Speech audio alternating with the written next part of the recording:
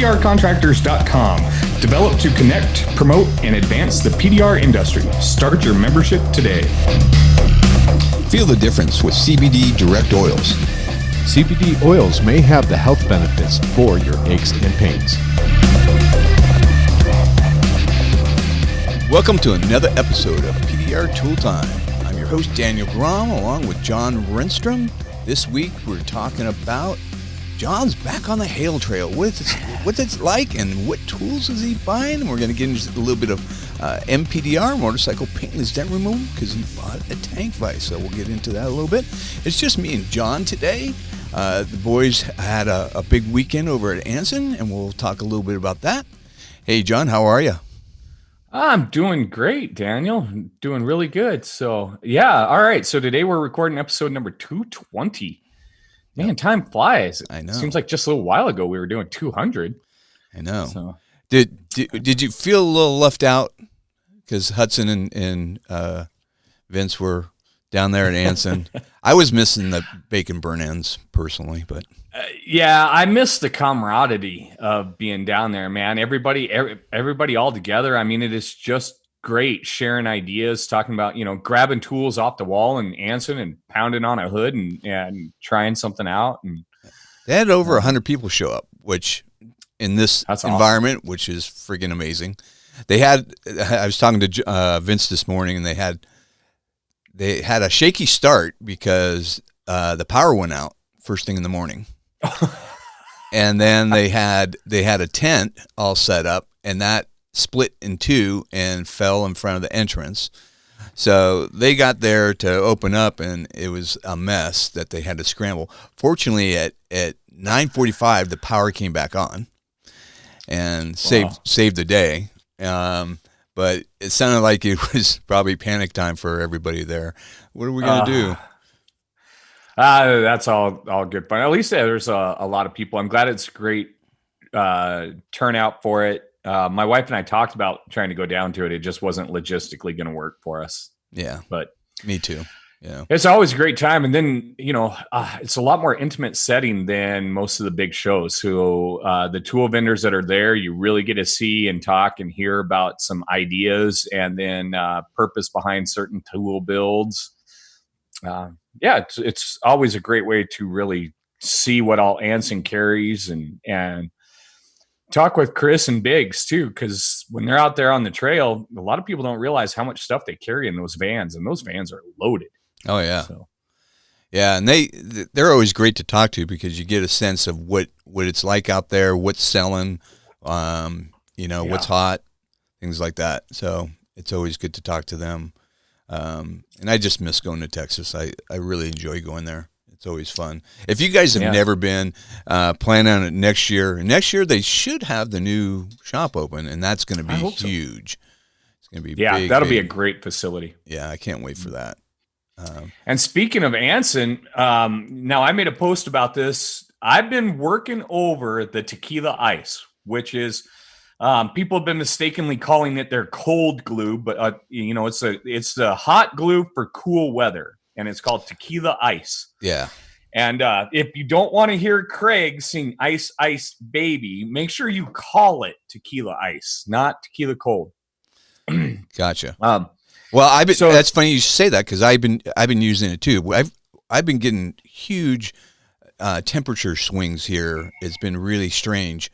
The weather was super hot, 81 degrees, and then next day it's raining and freezing cold.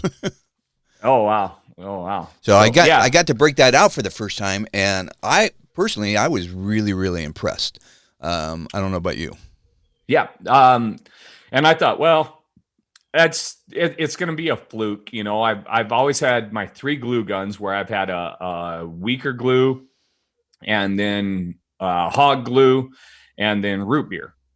And my weaker glue would be Walmart, fast setting, cheap. It's like, but when you need a light pull, you just need, you just got those light ones. You don't want to over pull it. You don't want to have to control the actual pull itself. Right. And I've had that for the last 4 or 5 years, but then, now all this new stuff is out. We got these better glues, and I'm like, I'm trying to simplify my hail kit. So, we were discussing what tools have I been buying. I'm carrying 2 Pro PDR lights that were ordered back in 10, 11, 12, 13, 7, 8-year-old Pro PDR lights, the wheelchair batteries, everything. And I'm moving it all over to Stucky. My glue guns are going to be Stucky. I've got my Eliminate glue guns and a Stucky glue gun. And then I've got my Pro PDR lights and my Stucky light. And the Stucky light has just, with no battery, I'm the Stucky light and glue gun take the same battery. And it is so simple that I'm just dumping all the rest of it. It's all coming home to my home kit where I'm building for my motorcycle and everything. So the Pro PDR, the Eliminate guns are all coming here. And on the road is going to be all Stucky. So A1's got their new stand that's built specifically for the Stucky light. So once I get it all in, okay. Yeah.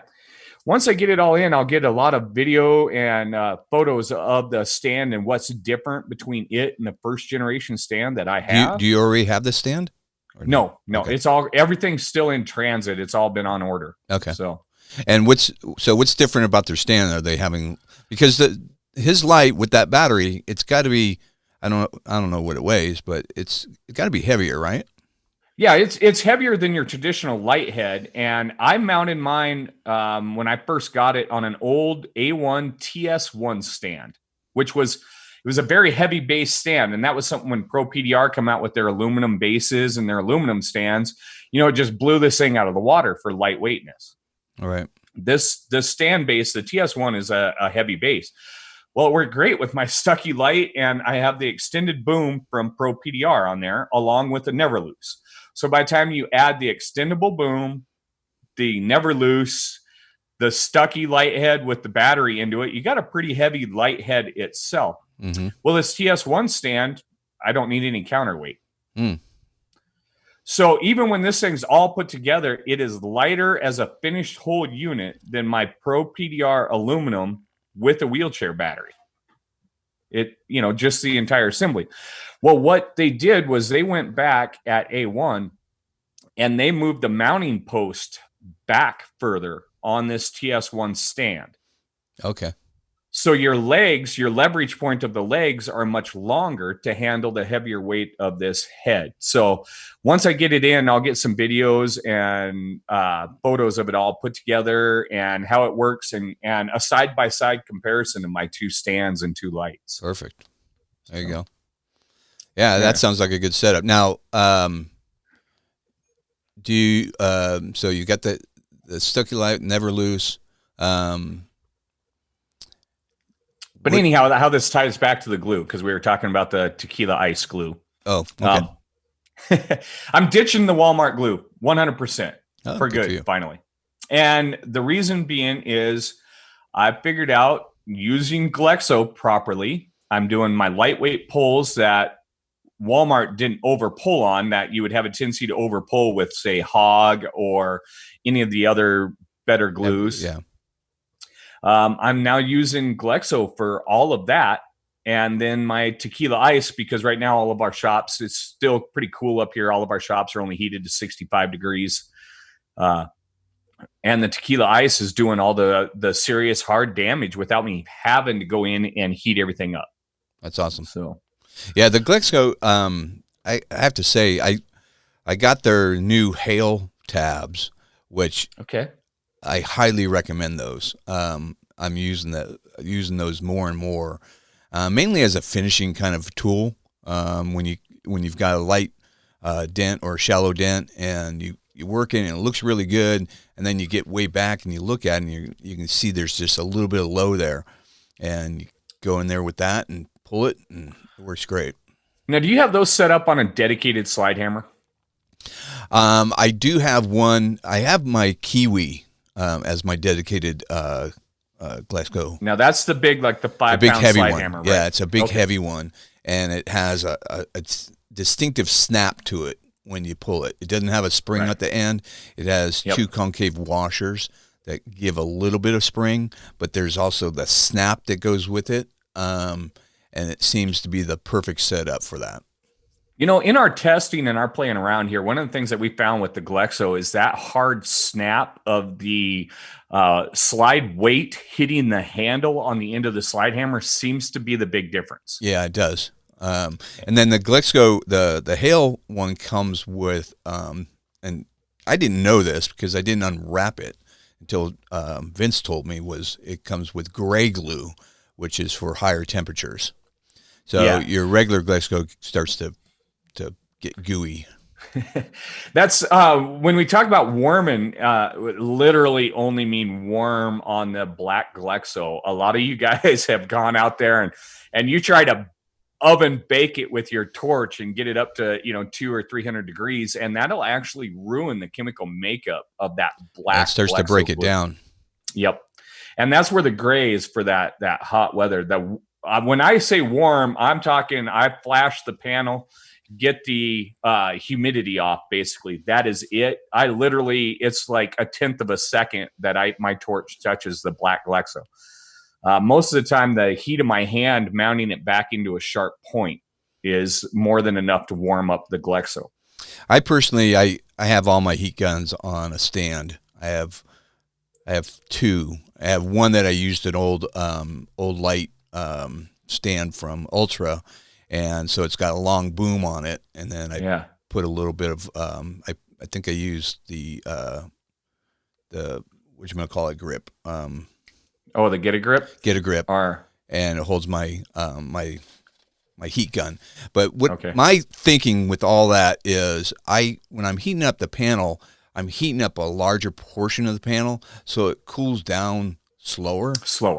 And when you're using a torch, you got to work fast within that time thing. And with the Glexo, you're going to pull more than one time. So I think it's better to use a heat gun and heat up that area. Plus, my heat gun's got a temperature gauge, so I just get it warm. I don't try to overheat it. Yeah. Well, here's something that I found. I wasn't using my Glexo nearly enough. So I had one slide hammer. I had the Anson. It looks like the pull dog with the spring on it. It's been great, especially on my Fords. But I was having to attach my Glexo head, and then I had the first generation kit, not the Hale kit. So I haven't seen the tab sizes out of the Hale kit yet. But I just wasn't using it enough because I had to stop what I was doing, screw the head onto my slide hammer, and then go to town. So I commandeered an old A1, like 2.5 or 3 pound first gen slide hammer for putting my big Glexo heads on it. Then I got an email from B&D Tools, and B&D Tools was running a sale on their lightweight slide hammer, $60. And I thought, all right, here we go. $60. I'm buying a new lightweight slide hammer, and I'm using a 17 millimeter tequila thumbprint and the old Gorilla tabs, exact same tab, same pattern. And I fastened that into my lightweight slide hammer, and I'm like, I'm going to town and I'm going to learn and see from Vince's video that he did, about a month ago on that quarter panel, talking about using that lightweight slide hammer. And I replicated that using my other slide hammer, but with the spring, I was like, I don't know, I'm not getting this right. Well, this B&D slide hammer, it's really, really lightweight. It's got a spring between the head and the hammer weight. So that's a great spot for your hand. I fastened my tip in there. I've got the small amount of Glexo. You're not putting a huge amount. It's a small amount. I move it into a pyramid. And then, man, we're just banging down rails like you wouldn't believe and we're pulling stuff that I would have told you couldn't pull it with a cold glue. Right. A few months ago with this lightweight slide hammer. And what we did was we took the weight off and we moved the spring around to the backside. So the spring was between the handle and the weight. And it did not pull the same. When that spring made that cushion and eliminated that hard snap, Jesse and I, there's two of us trying this. So you got two different styles of pulling. Right. We couldn't get them to pull the same thing. We take away that spring from between the hammer and the end of the slide hammer, and it just starts pulling harder, just bang, Yep. bang. And we would move through 30 or 40 dents on a rail in mere seconds. Awesome. Just crazy. And then you're just finishing them out. The ones that pull a little bit high aren't pulling near as high as they would with hot glue. And so you're not having to do as much tap back. Your tap back is much faster. Your cleanup is much faster. It really cut down our time. So I'm going to try and get some really good video. I got to find the right rail and try to get some really good video of this all in action. And hopefully I can do some. We got a lot of cars coming in next week. So really looking forward to that. That's awesome. That sounds like a great setup. So we're going to put that link up in our show notes for B&D. Do you know how long that sale goes on for? I don't know. Right now, I got their website up, so we're recording this on a Sunday morning. It'll show out on Tuesday. He's saying he's got 4 more left in stock, but I'm guessing if they start getting some good orders, it's going to keep going. Yeah. This has been on sale now for a couple of weeks. Okay. So hopefully they won't sell out. But if you guys are thinking about it, by having my Glexo on dedicated slide hammers, it stopped me from going, I'm just doing this. This is comfortable. I've been doing this with my hot glue. Yep. I'm now reaching. Jesse's stealing my slide hammer. In fact, he had to get on B&D's website last week and he ordered his own. And we went through, between the two of us, we had just about every glue tab that anybody's ever made. And we went through and we spent 3 days trying different glue tabs and Glexo amounts until we come down to the tequila thumbprints.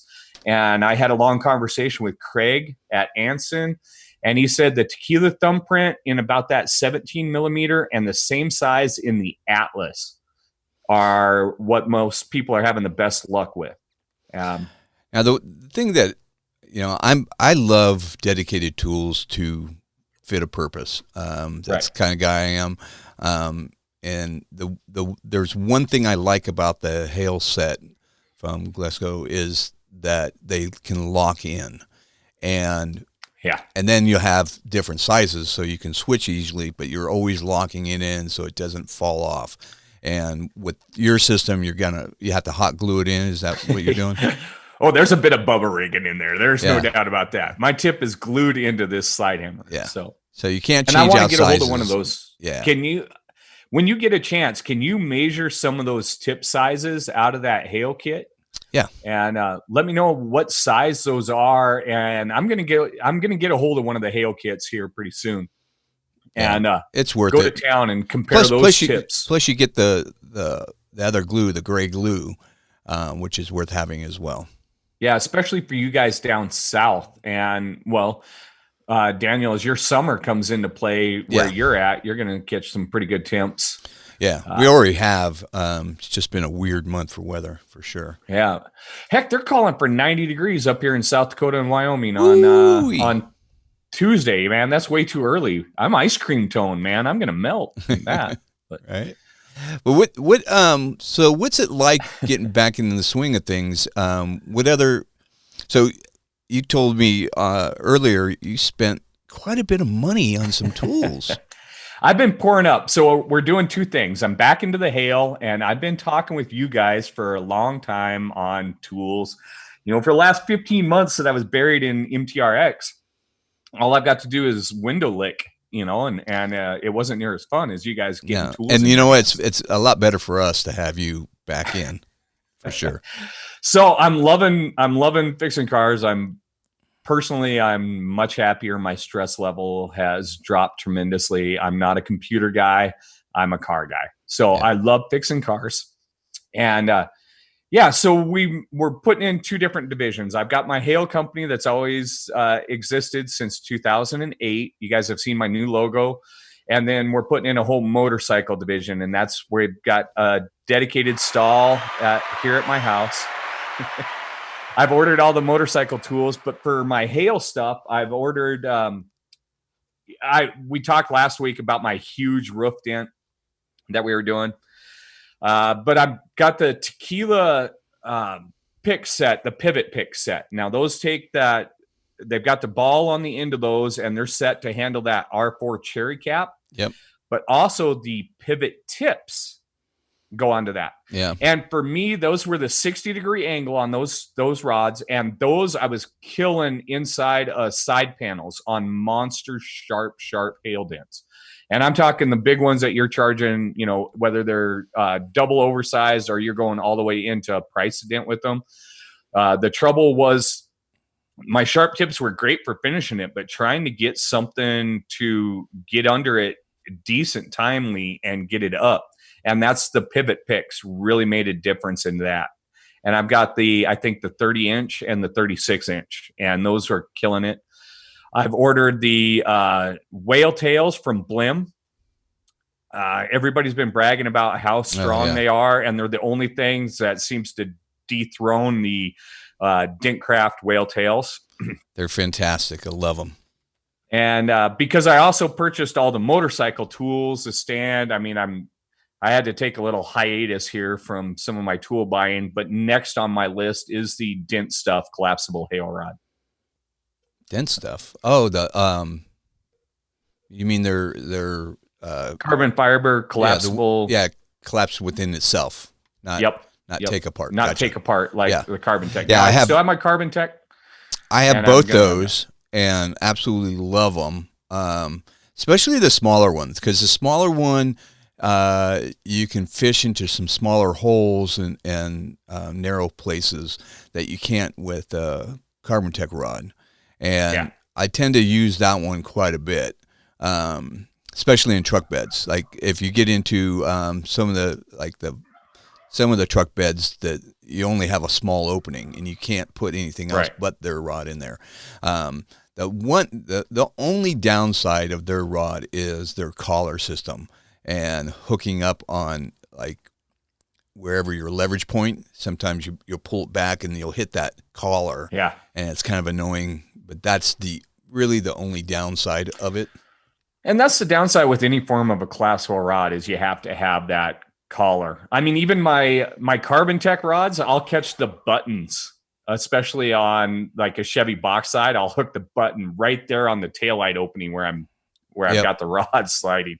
So, you know, no matter what, there's that give and take. But that's such a phenomenal rod. I've played with it. I just never had a reason to purchase it in the past. Yeah. So now it's coming in because I'm building a hail kit. I'm going to have a redundant set of tools here at my house and then the set that's on the road. Make sure you get their T-handle for it. Okay. Yeah, the T-handle makes a big difference. And then they sell these big rubber grips that you can slide over it, and you unwind the inner part of it, and then it collapses down onto the rod. And they're about probably 18 inches long, so you can cut them in any length. But I left it to full length, and I put it at the very end. So you got this nice grip at the very end that you can just use as like an inline handle. Okay, yeah, a little softer. I've seen a lot of guys post up using that on a lot of different stuff. So yeah, I'm hoping I got to get another paycheck in before I start buying some more tools and going too crazy. So and I'm still getting everything in. I've got a bunch of stuff getting shipped to me here, and so we're getting the hail stuff. I'm working with the local crew, so I'm bouncing around. I'm staying kind of home just about every night. I might spend 1 or 2 nights on one of the remote locations. But it's been great getting back in the swing and getting the motorcycle stuff set up here. Has been a blast. And you've helped me out a lot on that. We've gone back and forth talking about some different tooling coming out. Troy Jenkins sent me out a set of his leverage crowns, and I'm really getting excited about putting those to work. I really want to say thanks to him and Dent Shark. That's his company out in Pennsylvania. Those guys were great. He sent me those out. Spent a little time talking with him about those and working motorcycle stuff. So the guys out there, if you're thinking about diversifying a little bit, first of all, go in it with the right attitude, that you're really going to embrace this. Number 2, set it up as a separate business. And number 3, practice a little bit before you start on somebody's stuff, because you will. There is a learning curve, and there's some muscle memory to learn too. You're kind of wrenching at a different angle, is what I'm finding. Yeah, but you have to expand your whole thinking on what's possible, because what's stretched on a car is not necessarily stretched on a motorcycle, and you can do a lot more. Plus, you'll make a dent look really, really ugly before it looks good, and some people will give up. And like Stephen Hamby was one of them, and I coached him back into, no, dude, I could fix that, and he took that challenge on and ended up fixing a dent that he thought he could know there was no way coming back from it, and he glassed it, and he goes, thanks for pushing me, he does some remarkable repairs. He posts a lot of those videos. Yeah, and he's really doing good, but he's still, a lot of guys, they're always, hey, is this possible? And I'm like, yes, it's all possible. I get frustrated a little bit, and guys, ask me that, because, when I started out, I didn't have anybody to ask. I had to figure it out on my own. I said yes until I had to tell myself no. And that's how I started with my dent business. Is I started my retail shop in 1994, and I've had a continuous retail shop, and I never said no because I was desperate. I would take any job I can get, because nobody knew what a PDR was, and I was lucky if a customer came in the door in one day. Sometimes on the early days, so they came in with ugly stuff, and I'm like, yeah, I can fix that. I didn't know I couldn't, or could. But same thing with motorcycles. I didn't know anything. I learned all this. So as we're talking motorcycle stuff, how much glue pull is possible on motorcycle? We're doing a lot bigger stuff for cars, but what about motorcycles? It's a lot more riskier. So I will say that your risk is a lot greater in pulling paint. You have to really look at the jobs. Really, the only time I really do any glue pulling is on rice rockets, on your basically sport bikes. It is thinner metal, and they're harder. Their tanks are harder to mount. They don't have great access, so it's a lot of times it's your only option. And of course, you never ever glue pull over any kind of decal. Right. Because, I was going to bring that up. Yeah, the decal is the weakest point, so never do that. Be careful of pearl paints, of course. But I don't do a whole lot, to be honest with you, and seems to be only on sport bikes. And the times I've done it on Harleys, I pulled the paint sometimes. Okay. But you also want to get their permission, saying, "Hey, this is the last resort. Do you want me to try? It could pull the paint, that kind of thing." So not a lot, and honestly, I'm so quick at it now. I can mount a tank, any tank. You give me anything, I can mount it in 5 minutes. Yeah. And it took me, 20 minutes to half an hour before. And then pushing out a dent's a lot faster. If I've got access to it, then, it just becomes second nature, just like dents do on anything. But you just have to expand your mind to the possibilities. When you got a round surface, you've got somewhere for that overstretch to go somewhere. And the metal tends to be better integrity-wise. So you were saying you got your heat guns mounted on several different stands. Do you use a lot of heat on motorcycle tanks? I will tell everybody, constant heat on a motorcycle is super, super important. Do not go back to your torch thing and expect to be successful at not cracking the paint, because you're letting that thing cool down, and dents can take a long time. So you're better off having a dedicated heat gun. And I've actually used Get a Grip, and I jerry-rigged my Get a Grip, and it actually attaches to the stand itself. So it's hooked to the base, and then I just swing it around to the other side when I need it, and that works really well. I also will also tell guys, use an independent light, not a suction cup light that goes onto the tank, because you're moving that tank. That light's going to move. You're better off having that as on a stand, and the wider light, the better for motorcycles. So that's the two things with that, for sure. So now, going back to the heat thing, do you have you ever measured the temperature? Do you have a specific temperature range? Like we talk about cars and, about 200 degrees is about the max you want to heat them. What do you find it on motorcycles? I'm somewhere probably between 120 to 140, somewhere in there. Okay. It really doesn't, this all goes back to Shane Jacks talking about something on a podcast, one of his early podcasts. He was in a paint shop, and you know how they overspray onto paper, and this paper was painted, and he took it and he cracked it, but he took another piece of paper and he heated it up, and he folded that thing in half, and that paint didn't crack. Okay. And that triggered in my mind. That stuck. It's still stuck, I still think about it. So if you're keeping that paint warm, it's not going to crack, So it's that simple. See, and I still have one of my old Trisk lights from back when I painted, and Trisk made paint curing lights. They were a radiant light that heated the panel up really, really warm, and it gives off a red hue, but it's not enough that it overloads my dent lights at all. And I'm looking forward to breaking that thing infrared? Back out of the closet. What's that? Isn't it infrared? Yeah. Yeah. Yep. Yeah, and actually, I think that's a better heat because that penetrates through things. That's what I use for heating up bumpers when I'm pushing out the corners because it heats all the way through and it makes it way more pliable. But yeah, I think that's a better heat for sure.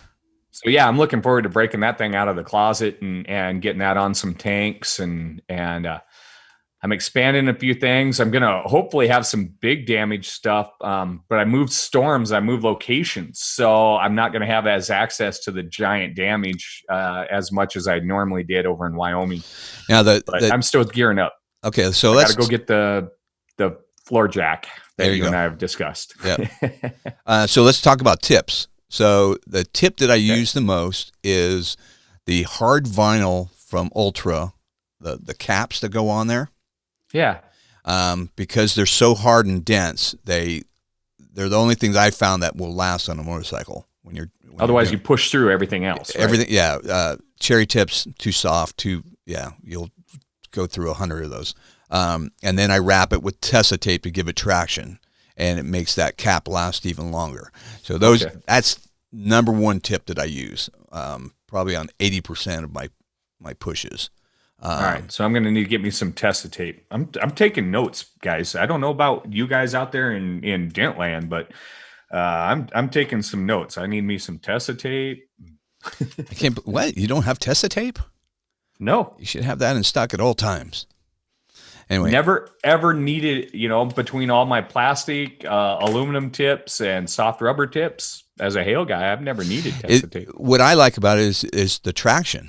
It gives you traction. If you've got a slippery tip, put Tessa tape on there and it gives you traction. Because that was my next thing I was going to ask you about the insides of the tanks. And that's a pretty good coated surface, isn't it? All tanks are coated on the inside? No. Most of them are metal, just bare metal inside. Bare metal? Okay. Your Harleys are coated. And they went through a timeline where their coating would flake apart. You open up a tank and it's flaking all over the place. And so it's kind of a mess. I think they went to a powder coating system for the inside possibly. Because it's way more durable and it doesn't come off. And I heard through a grapevine, through a rumor that somebody who worked there said they powder coated the inside. So I don't know that for a fact, but I think that's correct. It seems like it because it's pretty durable stuff. Even when you're using a metal tip, and I look back inside, it's you're not getting the tear up. You're not pushing through or anything like that. You'll see scuffs in that coating, but it didn't push through. The other tips I like are any of the red tips from Dentcraft. Those are all a must, especially their big mushroom. Get one of their big, huge mushrooms. When you get a really deep dent, you need that mushroom because you're going to be sliding off the top of that dent, and that tip works really well for that kind of a situation. And the red seems to be stiffer than the blue. Yeah, that's what's on the end of my jackhammer that I use for using against my tap downs. There you go. It's been my go-to hammer tip for a decade. So and then the phenolic tip, the bullet phenolic tip from Ultra is another must. And the reason it is if you try to use a metal tip on a tank, you'll get a little teat, and if it's silver, it's going to discolor it. It's going to show. And the phenolic, what the phenolic does, it's gives you the same kind of push a metal tip would, without that side effect of that teat, pushing through. So that's super important to have one of those. All right, let's slow down for 1 second here because I'm trying to make sure and put these links up. So now I'm using the M64R on my hammer. Do you know which tip it is that you're using from Dentcraft? I want to make sure and get a couple of those up. And the tip that we're talking about from Ultra, they're kind of a brown. Yeah, they look like wood. People often mistaken them for wood. They're not. They're a resin and fabric base. And the other little tip I'll say is I have a little bit of 80 grit sandpaper, and when you start to use them, they'll get slick, and then you just scuff them up a little bit, and they'll get better traction on a motorcycle. Okay. And I pretty much use just the bullet tip is the one I probably use the most, but I think you buy them in a set. They have two mushroom sizes, I think. Yeah, I've got those tips. Normally I keep all this stuff up on a screen separately. Yeah, I'm throwing these at faster, but we threw in all of this. We went way beyond what we were actually talking about. In our pre-show setup here. So, all right. So the key on motorcycles: keep it hot, keep it warm.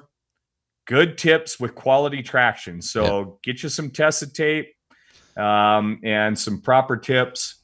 And then I'm learning. The most important part, this is probably the hardest dent to do. When you get a really nice, sharp, well, it's not sharp, but it's a deep dent.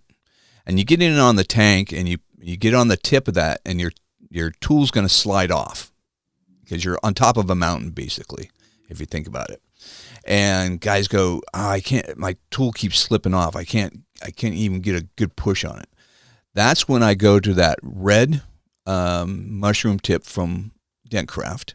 You get in there and you set yourself up, and you get right on the center of the top of that hill, and then I do a quick jab push. I mean, really quick, and hit it hard. And I call it a jab push. And you only get one push out of it. You just boom. Guys sit there and they try to soak it, and they're not going to get anywhere. You got to get that force, and you're just like, and you hit it and push it hard and try to get that first initial push out of it. And if you get it where it will flatten that top of that mountain out, then you can start pushing normally again. But a jab push is one of the things that I learned early on in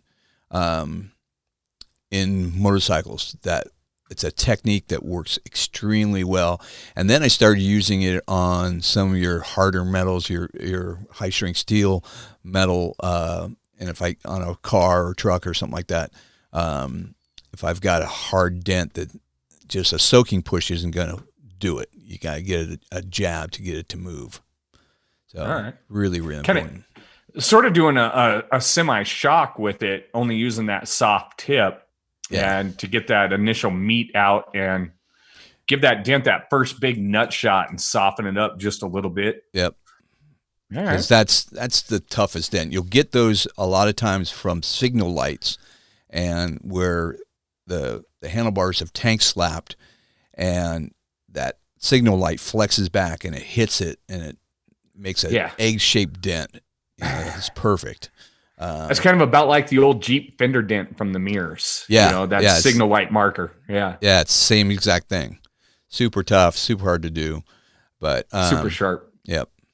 And then, and then I already told you to, go to the dealer and get yourself some throwaway tanks to practice. And practice, one, you want to practice what your limitations are. Find out what the limitations, especially with wet sanding. Wet sand till you sand through, so you know how many times you can do it. Because there's a lot of clear on that, and you're going to do a lot of wet sanding on motorcycle tanks. There's no way to get around it. It's a must. You find that the clear on motorcycle tanks is thicker than yeah. I could wet sand easily 3 times, pretty aggressively, and still be good. Okay, all right, right on. At least on the Harleys. I say that with Harleys for sure. Some of your and other that's tanks, probably has to do with the fact that they bury those stickers in clear. Yeah. So that's probably why they're making them. You get into your older tanks, that's a whole different story. You get into your 70s motorcycles, your Hondas and your Yamahas and stuff like that. That's gonna be thin paint. Well, it's older paint too. Some of the early ones, I mean, you can't even polish on them sometimes because you'll polish through. Yeah. Because they always started with those metallics they always started with the silver base, and they candied over those silver bases. Oh, okay. And you can usually tell from the sun damage on those tanks. And these are guys that are trying to keep that patina. So you got to be really careful of even polishing sometimes. So. Wow. Now, what's that metal like to push? Because I know you've done a lot of vintage tanks. Now, is that a harder, softer? No, they're great. That's why I like doing them, because they're wide open access. They're easy to mount. They're lightweight. They're pretty much your bread and butter sometimes. That and Harleys, those are the 2 realms that I go after the most. And actually, Cafe Racer just did a article on me. It came out this month, and they did a nice story on my whole tank vise and everything. It was really cool. Awesome. Yeah, I've seen that. So that's really great. If you guys get a chance, check out that's Cafe Racer magazine, right? Yeah. And is that what month? Is that the May edition or was that the June edition? It comes out. It's not a monthly. It's like, I don't know. It spans more than a month. Oh, okay. I'm not sure exactly how they do it, but all right. It's a great magazine to see the artistry of Cafe Racers. If you guys don't know what a Cafe Racer is, they're taking your CB 550s and they're stripping all the junk off of it, all the fenders and everything, and putting down bars, and then putting a cafe seat, and all that goes back to England. And guys in the 60s, late 50s and 60s, they would go to cafes as bikers, and then they would race to the next cafe. Thus the name Cafe Racer. Okay. And the idea behind it, now I've seen Cafe Racers. Just to reiterate, I live outside of Sturgis, South Dakota. So I see all sorts of motorcycles. But yeah, the idea was to strip them down, make them as lightweight as possible and as nimble as possible. So it's an art form when you see what they're doing to these bikes. They show bikes before and after, and you go, God, that's the ugliest bike I've ever seen. And then they show the after, and you're like, whoa, didn't know you can make it look that good. That's awesome. Yeah. Now, I intend to do my motorcycle thing more as as sort of a mail-in, so I'm going to be doing a lot of remote billing. So I am kind of excited that MTRX finally got this credit card system set up so that I can send out those payments.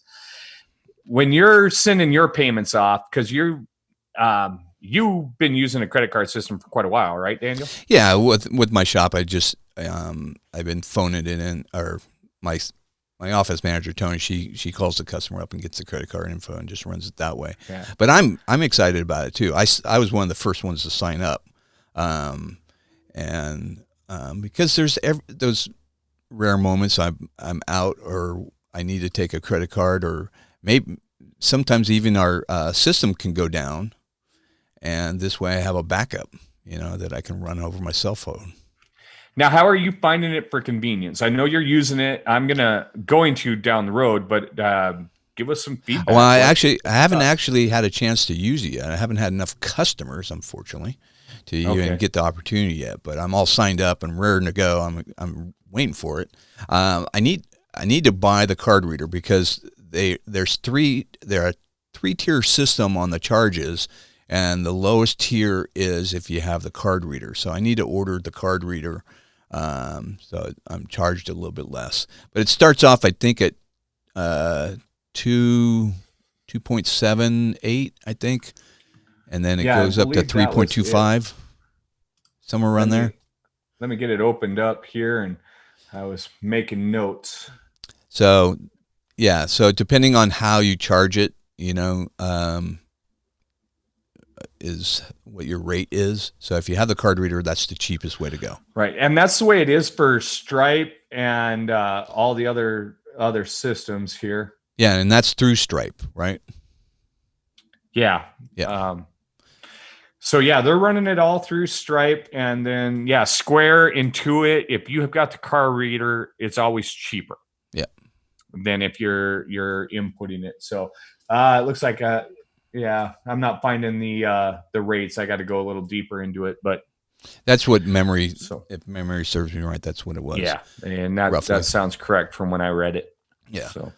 So that's Mobile Tech RX getting that was a key component, and I know they're working on a few other things. I believe a calendar. The scheduler's coming in soon. That to me is going to be the big game changer for me, because I'm using 2 systems right now, and I have to do double entry, and I don't want to do that double entry. And it'll be seamless if I can do it through that. And it'll be interesting to see, if you can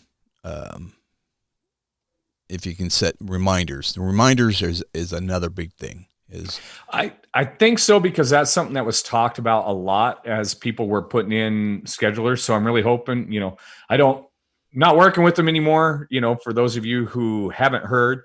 So I don't have that inside scoop anymore. Yeah. But reminders is something big. I'm looking forward to it because I'm working with this local company. We've got 6 locations. So if we can get this whole company onto it, it's going to make everything much more fluid, especially for me, who's going to bounce around and run and gun a lot. Did you see Matt Moore's post? He had an old TV, flat screen TV, and he put it up on the wall in his shop, and it has his calendar up there, and then he has his keyboard below it. Did you see that? Yeah. I didn't get it. Did he do a video on that, or? No, he just did a picture post. Okay. I called him and talked to him about it, and he uses Google Calendar. But he has all his guys color coded, so the guys can glance to see what their schedule is and everything, which is really great. That's going to be handy, especially for a retail shop with multiple techs.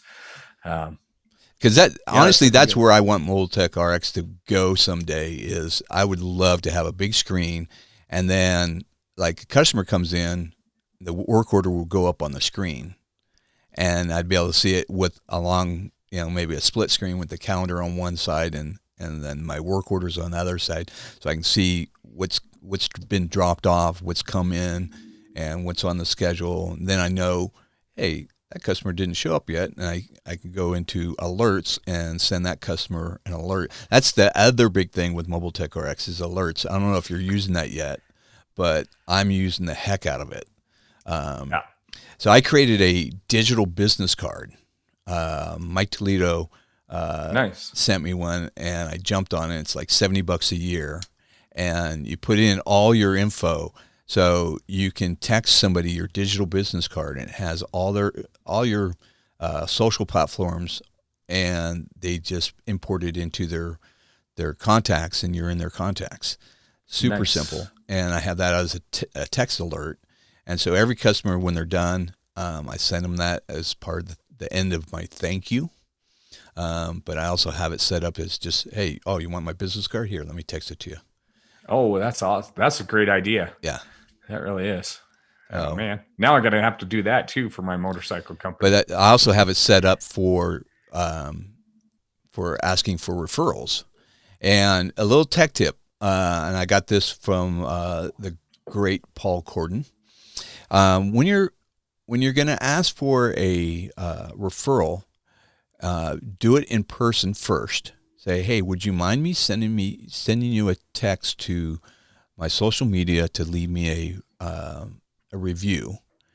And by asking them in person, you're obligating them, and they're more likely to follow through. Because I have talked to some guys that started just sending texts out, and they're not getting a great response. And because that was me, and I talked to Paul, and he goes, "No, you got to ask people up front if they would do it, are they willing to do it?" And you'll get probably, he said, about an 80% more response from somebody. Okay, well, it does kind of make sense because when you say, "Oh yeah, I can do that," and then you get that text, you're like, "Oh yeah, I told them I would do that," so then they go in and do it. Yep. When you just get the text, you're like, eh. And you made it easy for them. You just push on the link, and then they start writing the review, and that's it. You know, they don't have to look for anything or search for anything. So. Yeah. All right. That's a good tip, man. Yeah. That's something to keep up. So, all right. Well, I think this was ended up being a lot longer show than you and I were originally anticipating, with it being just the two of us, but some really great stuff.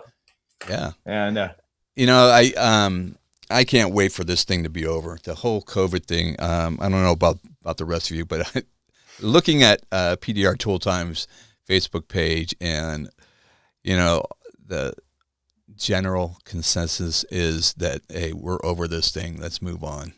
Yep. Let's get herd immunity. Yeah, no doubt. Yeah, rub that corona all over me. Not you so much. You got a bad immune system. But. Yeah, but it's still out here.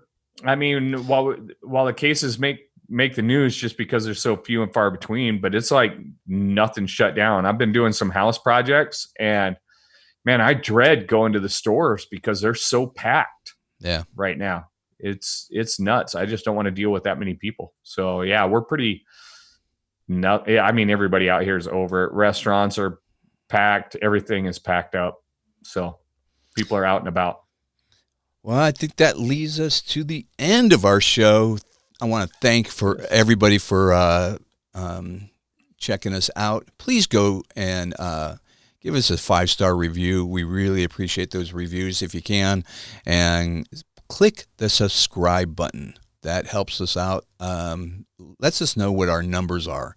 If you don't subscribe, we don't know what the numbers are. That gives us a better idea. So we really appreciate that. And we've gotten a big jump. We got a big increase since the coronavirus. That's the only good thing, is our listenership went way, way up. There's nothing for you guys to do, possibly. Yeah. And now hail season's here, and things are starting to roll, and things are starting to get back to normal. So keep in touch with us, and let us know if you want us to talk about anything, and let us know. Heck yeah. And I'll keep posting those videos and tech tip stuff. So perfect. Right. So don't forget, guys, level up your tools. Don't do stupid stuff. Make sure to hit that subscribe button so you can stay up to date with all the industry and tool-related news every week. Visit AnsonPDR.com for the largest selection for just about all your PDR tools, where you'll find hog glue and hog tabs. Don't forget to grab your Magnatech mat, available at most PDR tool distributors. Thanks for listening.